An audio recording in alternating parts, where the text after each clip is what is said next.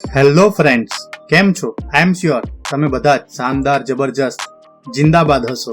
Friends, જો તમે પ્રથમ વખત અમારી ચેનલની મુલાકાત લઈ રહ્યા છો તો પ્લીઝ સબસ્ક્રાઇબ અવર ચેનલ. અને હા, વિડીયો જોયા બાદ જો આપને વિડીયો ગમે તો બધાને કહેજો, અને વિડીયો જોયા બાદ આપને કંઈક કચાશ જણાય તો કોમેન્ટ બોક્સમાં મને કહેજો. હું ચોક્કસ આપની વિનંતીને વાચા આપીશ. ફ્રેન્ડ્સ, આજના ટોપિકની ચર્ચા કર્યા બાદ જો આપના મનમાં કંઈ પણ પ્રશ્ન હોય, કંઈ પણ મૂંઝવણ હોય તો કોમેન્ટ બોક્સમાં મને જણાવજો. હું ચોક્કસ આપના પ્રશ્ન, આપની મૂંઝવણને દૂર કરવાનો પ્રયત્ન કરીશ. સો ફ્રેન્ડ્સ, ચાલો આજના ટોપિકની ચર્ચા શરૂ કરીએ. નમસ્કાર મિત્રો, આજના વિડીયોમાં આપણે જોઈશું કે દ્વિતીય સત્રાંત કસોટી સેટ 2025-26 અને પત્રક સી ડેટા એન્ટ્રી આપણે લેપટોપ વડે કઈ રીતે કરી શકીએ. અહીં આપણે જોઈએ તો પત્રક સી માટે પ્રથમ સત્ર અને દ્વિતીય સત્રના માર્ક લેપટોપ વડે ડેટા એન્ટ્રી કરતાં આપણને ખૂબ સરળતા રહેશે. તો મિત્રો, હું આપને રિક્વેસ્ટ કરીશ કે આપ આ માર્ક્સની એન્ટ્રી મોબાઈલ કરતાં લેપટોપમાં કરશો તો વધુ સરળતા રહેશે. અહીં લેપટોપમાં આ માર્ક્સની એટલે કે પત્રક સીની ડેટા એન્ટ્રી કરવા માટે આપણે સૌથી પહેલાં લિંક પર ક્લિક કરીને સ્વિફ્ટ ચેટ આપણા લેપટોપમાં એટલે કે ગૂગલ ક્રોમમાં ઓપન કરીશું, જ્યાં આપણે આપણો મોબાઈલ નંબર નાખી સેન્ડ ઓટીપી આ ઓપ્શન પર ક્લિક કરીશું. અહીં આ ઓપ્શન પર ક્લિક કરતાં આપણા મોબાઈલ નંબર પર એક ઓટીપી જનરેટ થશે. અહીં આપણે આ ઓટીપી અહીં એન્ટર કરીને કન્ફર્મ બટન પર ક્લિક કરીશું. અહીં કન્ફર્મ બટન પર ક્લિક કરતાં આપણે ક્ષમતાના હોમ પેજ પર પહોંચી જઈશું. અહીં આપણે સૌથી પહેલાં હાઈનો મેસેજ કરીને સેન્ડ બટન પર ક્લિક કરીશું.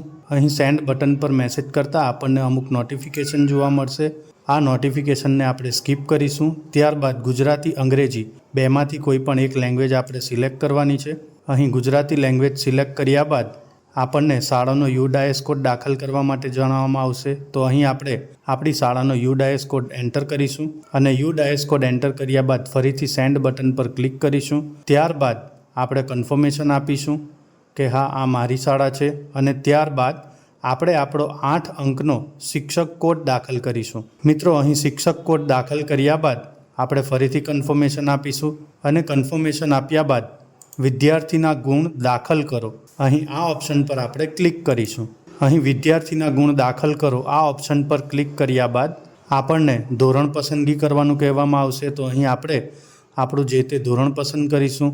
ધોરણ પસંદ કર્યા બાદ આપણે આપણો વર્ગ પસંદ કરીશું અને કૃપા કરીને પરીક્ષા પસંદ કરો, જ્યાં આપણને પત્રક સીનું ઓપ્શન જોવા મળશે. તો અહીં આપણે પત્રક સી પર ક્લિક કરીશું. ત્યારબાદ પત્રક સી 1-3-2026 આ ઓપ્શન પર ક્લિક કરીશું અને ત્યારબાદ અહીં આપણને એન્ટર સ્ટુડન્ટ માર્ક્સ, તમે પસંદ કરેલ પરીક્ષા માટેની વિગતો અહીં છે, જેમાં આપણી શાળાનું ધોરણ, વર્ગ અને કુલ 29 પ્રશ્નો એટલે કે અહીં આપણે પ્રથમ સત્રના ત્રિમાસિક કસોટીના માર્ક અને 20માંથી મેળવેલા માર્ક વિદ્યાર્થીઓના એન્ટર કરવાના છે.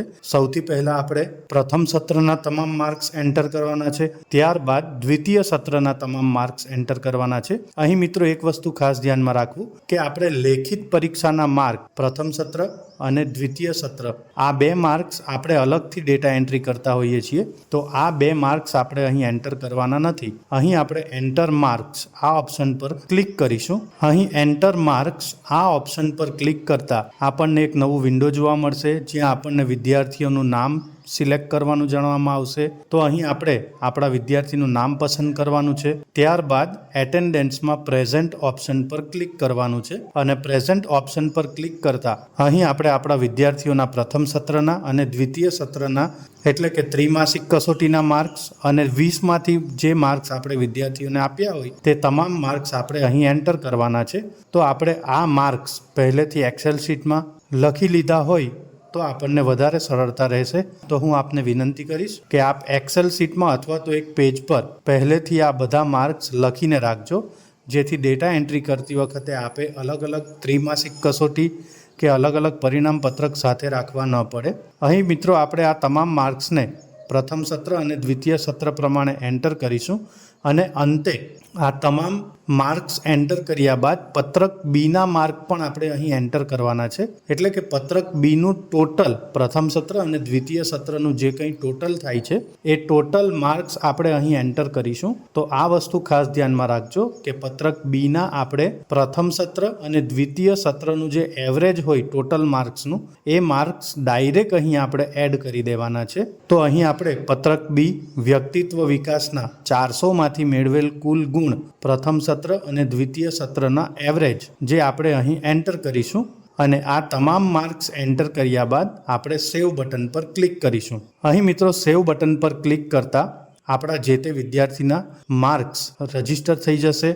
ત્યારબાદ આપણે ફરીથી બીજા વિદ્યાર્થીને પસંદ કરીશું અને બીજા વિદ્યાર્થીને પસંદ કર્યા બાદ એના તમામ માર્ક આપણે ફરીથી એન્ટર કરીશું. તો આ રીતે આપણે આપણા જે તે ધોરણના તમામ વિદ્યાર્થીઓના માર્ક અહીં પત્રક સી માટે એડ કરવાના છે અને એડ કર્યા બાદ જ્યારે પરિણામ પત્રક બની જશે એટલે કે દ્વિતીય સત્રના પણ આપણે વાર્ષિક પરીક્ષાના માર્ક એન્ટર કરીશું. ત્યારબાદ જે રિઝલ્ટ કાર્ડ છે તે આપણને અહીંથી ખૂબ જ સરળતાથી મળી જશે, જેની PDF આપણને ડાઉનલોડ કરવા મળશે અને તે ડાઉનલોડ કરેલી PDF આપણે આપણા વિદ્યાર્થીઓને આપી શકીશું.